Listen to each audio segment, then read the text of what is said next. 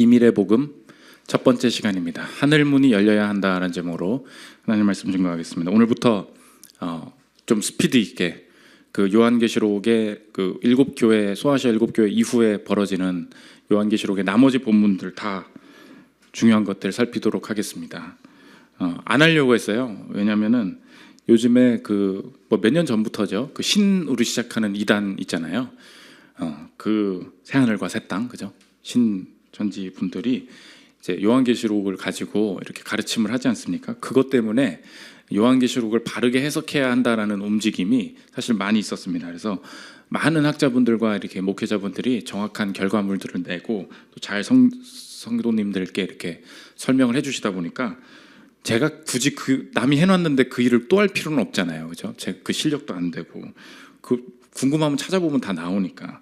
근데 이제 저도 소아시아 끝나고 뒤에 계시록 좀 보다가 다른 사람들은 이렇게 어떻게 설교하나 이렇게 보니까 저는 은혜를 받아요. 근데 우리 교회 성도님들은 이거 못 듣겠다 싶더라고. 왜냐하면 이제 쭉 설명하면 우리 교회 지겨워가지고 못 듣는 분들 다 여기 앉아 계시잖아요. 그래서 뭔가 이렇게 설명을 할 뿐만이 아니라 뭔가 삶과 연결해서 계시록을 바르게 보는 뷰가 좀 필요하지 않을까라는 생각을 해가지고 주기도문을 하려고 하다가 갑자기 기도하는데 계시록을 계속 해야 될 것 같아가지고 그래서 했습니다. 갑자기. 그래서 이번 주 너무 바빴어요. 안 하던 주기도문 다 준비하려고 하다가 주기도문 나중에 하고, 그래서 시리즈 제목도 이번 주에 급하게 비밀의 복음. 왜 비밀이냐? 요한계시록 내용을 못 풀어서 비밀이 아니고요, 핵심이에요. 뭐 쟤는 모르는데 나는 알아. 그게 비밀이에요. 그러니까 비밀이 왜 중요하냐? 세상 사람들은 몰라. 나는 알기 때문에 난 산다는 거예요. 못 풀어서 비밀이 아니라 내게만 주신 거기 때문에 비밀이다. 그러니까 그 당시의 성도들이 핍박을 받았단 말이에요. 로마의 핍박을. 근데 바벨론이라고 표현을 하잖아요. 그러니까 검사를 했을 거 아닙니까? 병사들. 이 편지 뭐야?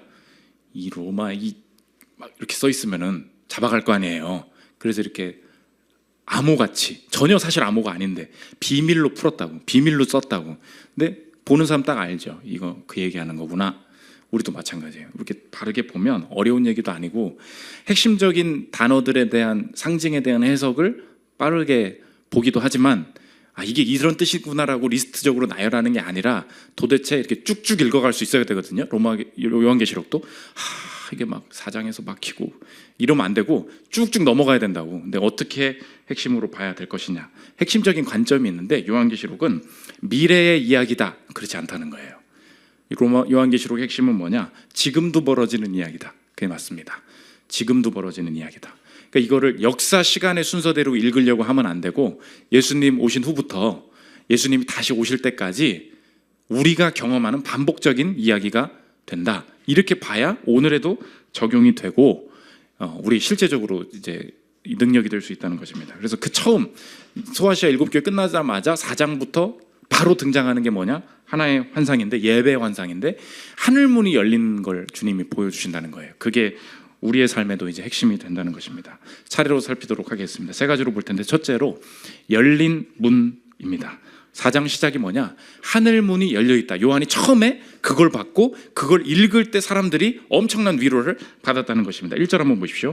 이일 후에 내가 보니 하늘에 열린 문이 있는데 내가 들은 바 처음에 내게 말하던 나팔소리 같은 그 음성이 이르되 이리로 올라오라. 이후에 마땅히 일어날 일들을 내가 내게 보이리라 하시더라. 계속 한번 띄워주십시오. 이 1절 딱 시작할 때 핵심은 뭐냐? 하늘문을 어떻게 열 것인가, 이게 아니라는 거예요. 4장 1절이 시작할 때 읽는 순간 위로였다는 거예요. 왜냐? 하늘문이 어떻게 돼 있어요? 열린 문이 있는데, 이거라는 거예요. 오늘 제목이 하늘문이 열려야 한다 이렇게 했죠. 사실 이 제목은 맞는 말이기도 하지만 틀린 말입니다. 일부러 이렇게 쓴 거예요. 우리가 교회에 딱 와서 하늘문을 열어주십시오 이렇게 말을 한다고요. 근데 오늘 4장 1절에 주님이 우리의 인생에 확신 주실 때 뭐래요? 열린 문이 있는데, 이걸 본 순간 모든 현실이 감당케 되고 이해가 됐다는 거예요. 믿는 사람과 믿지 않는 사람의 다른 점이 무엇입니까? 다 닫혀 있어요. 사방이 닫혀 있다고. 내 인생에 지금 뚫고 나갈 길이 안 보여요. 근데 이거 종이 쪼가리 읽는다고 뭐가 위로가 됩니까? 위로가 됐다는 거예요.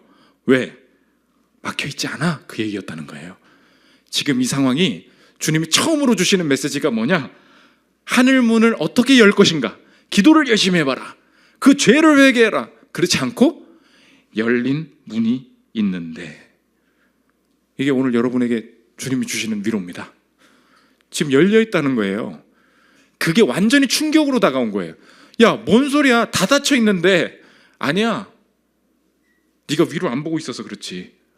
주님이 갑자기 아니야, 지금 열려 있다. 다 닫혀 있는데 열려 있어. 그러니까 지금 1절만 하고 있잖아요. 이 1절 한 절이 그냥 처음 시작됐는데 다들 엉엉 울었겠죠. 막 열린 문이 있는데, 다 닫혀 있는데 열려 있다고? 그 시각으로 오늘을 다시 보게 되니까 다 감당해내게 되는 거죠. 그래서 여러분의 인생의 적용인데, 어느 순간에 어떤 부분을 놓고 막 기도하잖아요. 근데 그게 뭐 환상일 수도 있고, 기도 중에 확신일 수도 있고, 예배 가운데 뭐가 생각나게 하시는 것도 있고, 그건 사람마다 다 다르죠. 근데 현실은 막장이야. 하나님이 근데 이 위로 주신다고요. 그분이 알고 계시구나, 열려 있구나, 하나님이 보고 계시구나. 그 확신이 없어서 사실 막혀 있다는 느낌이 있는 거고요. 그 확신만 있으면 다 막혀 있어도 괜찮다는 거예요. 이게 신자의 삶이라는 것입니다. 오전에 얘기했죠. 최상훈 선교사님 알래스카 선교 갔다고. 선교사님한테 그 집에 손님이 온 거예요. 근데 4살 아들 2살 아들 있었어요. 그러니까 선교사님이랑 접대를 해야 되니까 방에 올라가서 놀고 있어. 놀고 있는데 손님을 가신다고 배웅을 나간 거죠. 그러니까 방에 놀고 있던 애들이 엄마 아빠 그러면서 창문에 이렇게 손을 흔듭니다. 아유, 애들이 뭐 손 흔드네요. 그래서 아유, 가보시라고 하고서 이제 손님 배웅하고 엄마 아빠 얼른 들어갈게 하는 순간에 쾅 소리가 나는 거예요. 방충망이 뜯어져 버린 거예요. 알래스카에서 2층 방충망이 확 떨어져서 4살 2살 아들이 다 창문 밖으로 쓰러져 내립니다. 4살짜리 애가 난간 붙잡고 버텼어요. 비명이 나는 거죠. 난리 나서 아빠가 미친 듯이 뛰어 올라가서 애 손 잡고 끌어올리는데 18개월에서 둘째가 못 잡는 거지. 떨어집니다. 콘크리트에 머리를 박아요. 결론이 뭐냐? 못 깨어났어요. 하늘나라 갔다고. 이게 무슨 꼴입니까? 그렇죠? 18개월이면 제 둘째 딱 그때거든요. 머리를 박은 거야. 주체할 수 없는, 운전을 하고 병원을 가는데 운전을 하는데 손이 미끄러지더래. 눈물을 너무 많이 흘려가지고 이거 어떻게 해야 되냐. 교회 하던 교회에서 이 부부 너무 힘들어하니까 목사님 부부 LA 가서 쉬고 오시라고. 쉬어집니까? 하루 종일 울면서 돌아다니는 거야. 하루 종일 울면서. 이거 어떻게 버텼냐. 환상이야, 환상. 열린 문. 시국 LA에 이상한 교회 가가지고 걷다 지쳐가지고 예배당에 앉았는데, 꼭 여러분 그래요. 그러니까 가족이 하늘나라 가잖아요. 그러면 주님이 이렇게 그 위로로 환상으로 확신 주시는 경우가 되게 많아요. 제가 여러 책에서 본 건데, 이영표도 어머님 돌아가셨을 때 그 환상 보고 이분이 아들이 예수님과 같이 있구나. 들어보십시오. 아빠 걱정하지 마. 나는 여기 편하게 잘 있어. 엄마랑 아빠가 올 동안 여기서 아빠를 응원하고 기다릴 거예요. 우리 아들 목소리가 이랬구나. 처음 들어보는 또렷한 말소리에 감격의 눈물이 흘렀다. 그 순간 하나님께서는 세상이 줄 수 없는 평안으로 나의 헛헛한 마음을 채워주셨다. 목 끝까지 맺힌 슬픔의 멍울들이 하나둘 씻겨 내려가는 것 같았다. 죽을 때까지 치유되지 않을 것 같았던 절절한 슬픔과 괴로움이 조금씩 빛으로 평안으로 바뀌어 갔다. 하나님께서는 다시 한번 강한 음성으로 마음 가운데 말씀하셨다. 이제부터 내 손이 닿는 곳마다 가는 곳마다 나의 영광이 드러날 거야. 이 사람이 사람을 못 품는 사람이었는데 그 아들을 잃으면서 하나님의 아들, 그 아들 주신 그 사랑이 완전히 마음속에 담긴 거예요. 다 품게 되는 거예요. 이분 책을 읽는데 너무 열매가 잘 나타나죠. 왜 그런가 그랬거든요. 그러니까 하나님이 사용하시는 분은 2가지 특징이 있어요. 죄가 깊거나 고난이 깊거나 둘 중 하나예요. 신기하죠? 세상적인 능력이 하나도 필요 없어. 주님이 이렇게 세기를 여시는 사람 보잖아요. 두 가지예요. 죄가 많은 곳에 은혜가 많잖아요. 엄청난 죄인임을 깨닫는 사람, 아니면 엄청난 고난 가운데 있는 사람. 이분 그 이겨냈어요. 여러분, 이것만큼 우리의 인생에 힘든 게 오죠. 아, 답답해서 죽어버릴 것 같다, 뭐 그런 거 있잖아요. 주님이 오늘 위로가 뭐냐? 하늘에 열린 문이 있는데 네가 뭘 여냐? 넌 못 열어. 내가 열어뒀지. 그거 알고 있으면 회복된다는 것입니다. 그래서 오늘 그 하늘 열린 문을 딱 봤는데 뭐가 있냐? 24장로가 있다. 4절부터 보십시오. 또 보좌에 둘려 24보좌들이 있고 그 보좌들 위에 24장로들이 흰 옷을 입고 머리에 금관을 쓰고 앉았더라. 4절만 보면 24장로가 무엇입니까? 교회 공동체라고 생각하면 됩니다. 그러니까 쉽게 말하면 내 미래의 모습 이렇게 생각하면 돼요. 그러니까 보좌 위에 열린 하늘문에서 그리스도와 함께 내가 그 보좌에 앉아 있다. 이 보좌에서 만물을 다스리게 되는구나.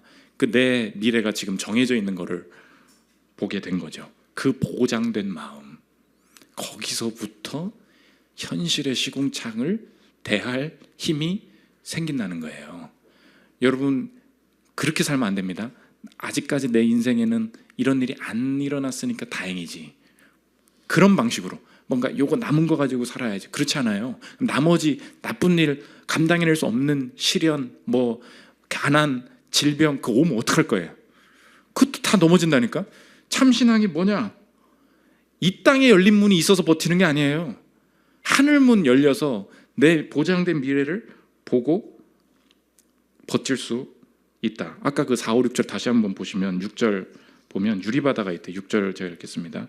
보좌 앞에 수정과 같은 유리바다가 있고 보좌 가운데 보좌 주위에 내생물이 있는데 앞뒤에 눈들이 가득하더라. 이 내생물은 천사입니다. 천사들 속에 수정과 같은 유리바다가 있고, 유리바다가 뭐예요? 고요한 바다예요. 고요한 바다가 주는 그 유리바다의 특징이 무엇입니까? 아무도 숨길 수 없다는 거예요. 그 적용이에요. 주님이 다 알고 계신다. 요한은 그걸 본 거예요. 다 알고 계신다. 다 알고 잠잠케 하실 수 있다. 지금 이 상황이 어떻게 돌아가는지 다 알고 계신다. 그게 하늘문의 위로라는 것입니다. 적용인데, 하늘문이 열리고 봤어요. 실제적인 내 삶의 변화가 뭐냐? 쉬지 않고 일하게 된다는 거예요. 8절 보십시오. 내 생물은 각각 6날개를 가졌고 그 안과 주위에는 눈들이 가득하더라. 그들이 밤낮 쉬지 않고 이르기를 거룩하다 거룩하다 거룩하다 주 하나님 곧 전능하신 이여, 전에도 계셨고 이제도 계시고 장차 오실 이시라 하고. 계속 한번 띄워주십시오. 내 생물이 천사라 그랬죠. 천사가 계속해서 천상에서 하는 일이 뭐냐? 밤낮 쉬지 않고 이르기를 거룩하다 거룩하다 거룩하다, 계속해서 찬양하고 예배하는 일이 있다. 이것이 천국에 관한 묘사입니다. 우리 시선으로 볼 때 이게 제일 애매하다는 거예요. 아니 목사님, 뭐야, 천국 가면 예배만 드린데 벌써부터 골치 아프다는 거예요. 그런 생각하시는 분들 되게 많아요. 아니 여기서는, 이 땅에서는 예배가 1시간 내로 끝나고 밥을 먹지 않습니까? 내가 좀 그거 기다리고 있다고. 그러니까 인생의 재미가 좀 여러 개 해야지. 가만 보니까 천국 가면 뭐 아무것도 없고 예배만 드리, 지겨워서 안 가겠어. 진짜 그런 걸 하는 분들 많아요. 이거 천국엔 다른 일이 있습니다, 분명. 근데 오늘 이 의미가 뭐냐고. 밤낮 쉬지 않고 이르기를 찬송한다. 이게 엄청난 역전이라는 거예요. 무슨 말이냐? 이 땅에서, 타락한 이 땅에서 사람이 겪게 되는 특징이 뭐냐? 기쁨이 있어요. 잡는 순간 반복할수록, 잡을수록 지겨워지고 덜해지는 것, 그게 이 땅의 타락의 특징이라는 거예요. 뭐라고요? 이 땅에서는, 이 땅의 질서가 무엇입니까? 타락한 질서가 뭐예요? 뭔가를 해요.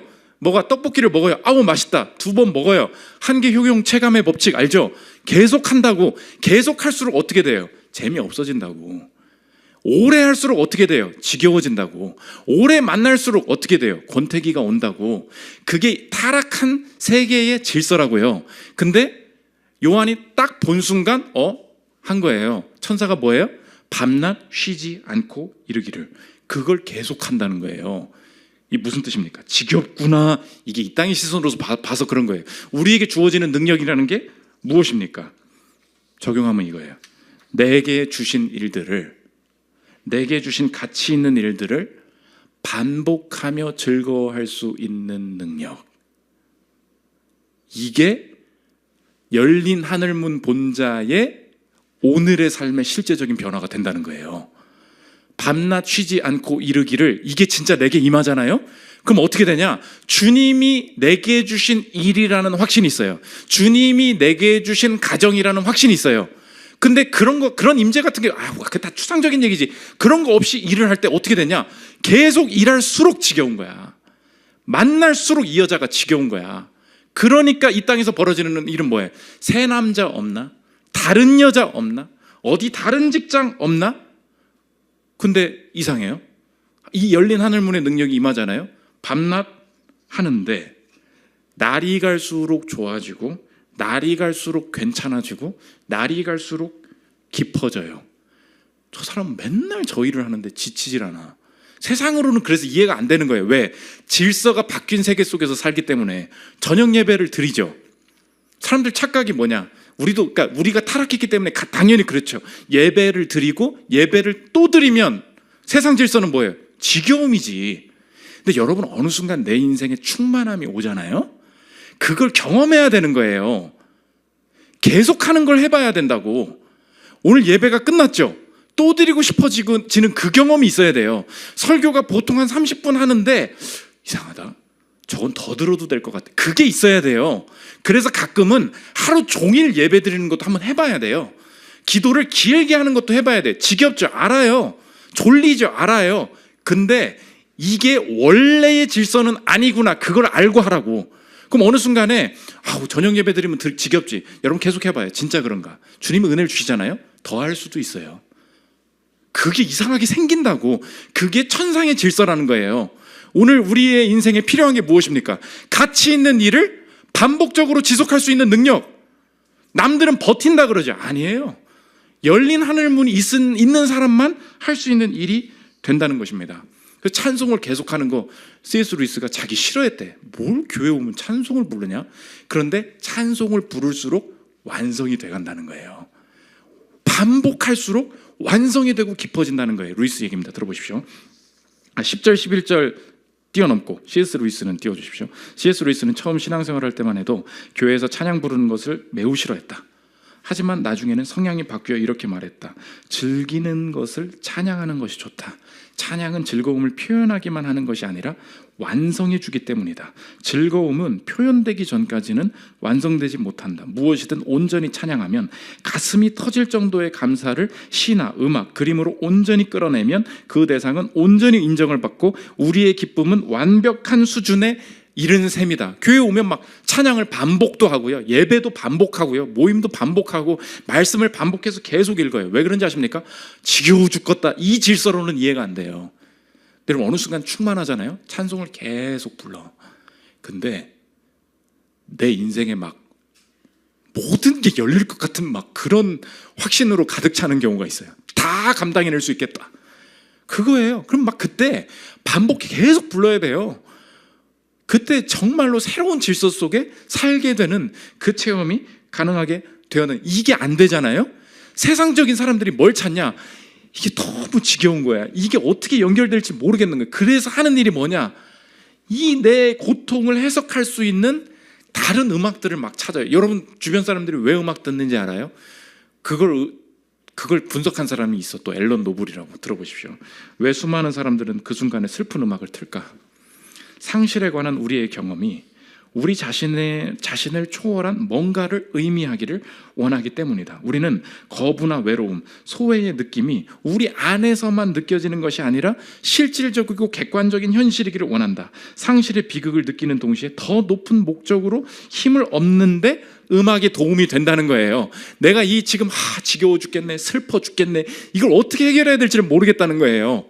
사람들이 하늘문이 닫혀 있으니까 하는 일이 뭐예요? 이걸 해석해 줄 수 있는 다른 가사를 찾는다고, 다른 음악을 듣는다고요. 그게 세상에서 하는 일이에요. 닫힌 세계 속에 하나님이 주시는 게 상실 가운데 하늘문을 열어버리신다는 거예요. 상실돼 있고 지겹고 반복되는 일 같은데 감당해낼 수 있는 능력, 이게 하늘문의 능력이라는 것입니다. 두 번째, 봉한 인입니다.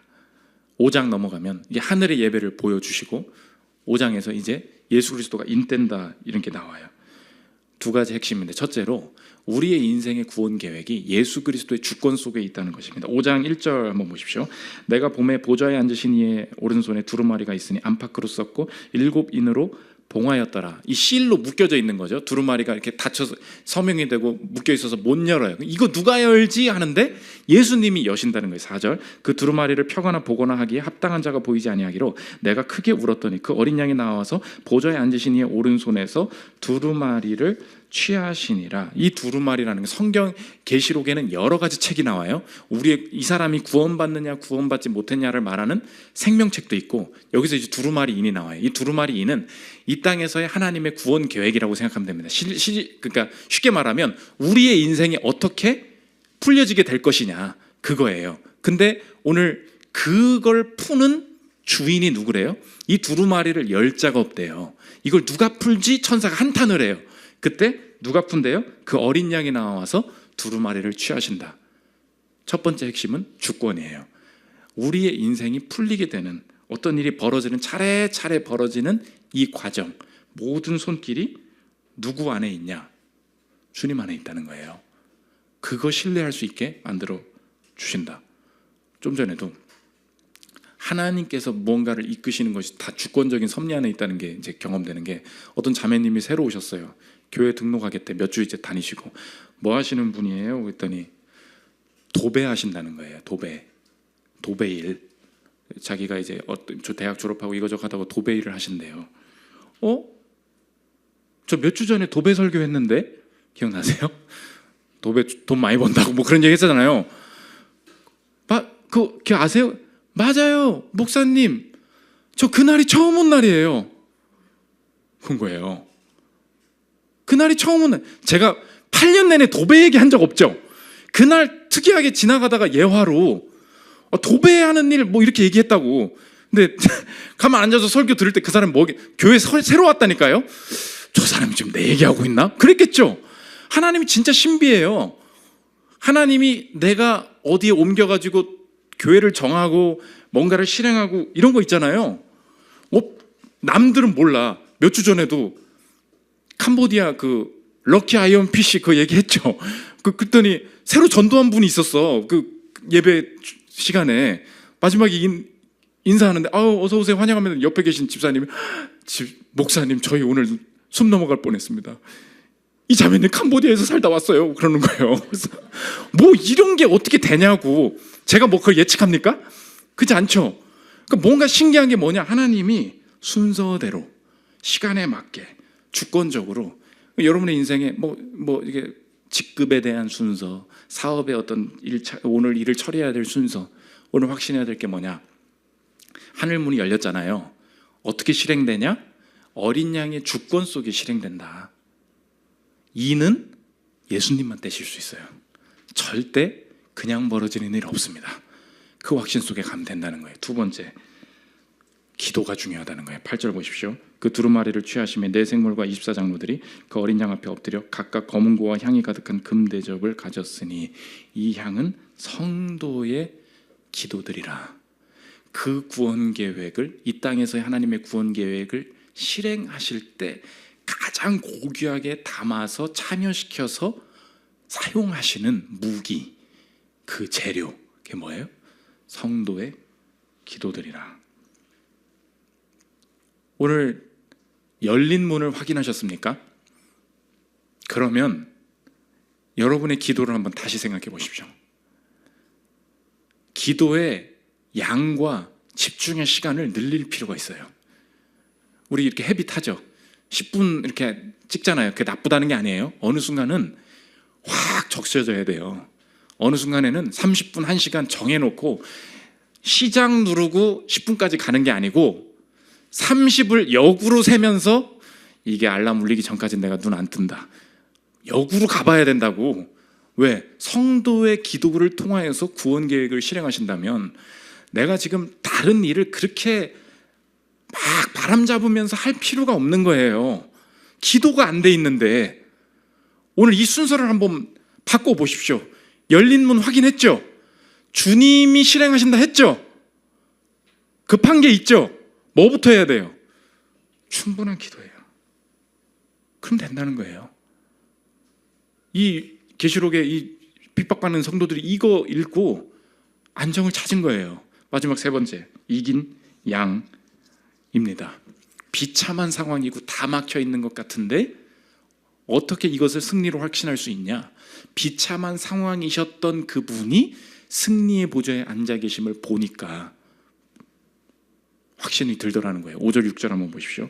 장로 중에 한 사람이 내게 말하되 울지 말라. 유다 지파의 사자 다윗의 뿌리가 이겼으니 그 두루마리와 그 7인을 떼시리라 하더라. 내가 또 보니 보좌와 내생물과 장로들 사이에 한 어린 양이 서 있는데 뭐래요? 일찍이 죽임을 당한 것 같더라. 그에게 7뿔과 7눈이 있으니 이 눈들은 온 땅에 보내심을 받은 하나님의 7영이더라. 7영이라는 것은 7개의 영이 아닌 성령을 말하는 것입니다. 그러니까 예수님을 봤는데 예수님이 일찍이 예전에 뭐 하신 것 같대요? 죽임 당한 것 같다라는 거예요. 무슨 말이에요? 둘러싸인, 죽음 앞에 둘러싸인 그 경험이 있으신 분이구나. 그런데 지금 보니까 뭐예요? 승리의 보좌에 앉아 계신 거죠. 그게 결과라는 거예요. 그분 볼 때 내 인생, 나를 위해서 죽으신 그분이 세계를 통치하시는, 만물을 통치하시는 중심에 지금 앉아 계시다면 이긴 어린 양 앞에서 나도 오늘을 살아가기를 원한다. 날 위해 죽으신 분이 만물의 중심에 계시다면 주님이 내 인생을 움직이시는 그 자체가 그 팀장이 나 움직이는 거 아니에요? 그 남자가 나 좌지우지하는 거 아니라는 거예요. 너무 급하게 뭐 조급하게 뭐 돈이 어쨌다, 뭐 질병 때문에 난리 났다, 내 인생에 다른 거 따라가게 만드는 그 목소리가 들릴 때마다 이긴 양 보라는 거예요. 다 막혀 있지. 문 열라고 하지 말고 이미 열린 문 봐. 하늘을 열어주신 어린 양 그분이 역사의 중심에 계시느니 인을 열어가시는, 인을 떼시는 그분도 주님이시니 하늘이 열렸을 뿐만 아니라 이 계획의 순서, 풀려가는 순서도 주님이 주관하시리라. 온전히 기도에 집중하면서 풀어가시는 그 모습, 그 일 내가 경험하기를 원한다. 이 열린 문의 확신을 가지고 닫힌 상황 속에서도 결코 굴하지 않고 길 열어가는 여러분들 되시기를 기도합니다. 우리 찬양하고 기도하는 시간 들어가겠습니다.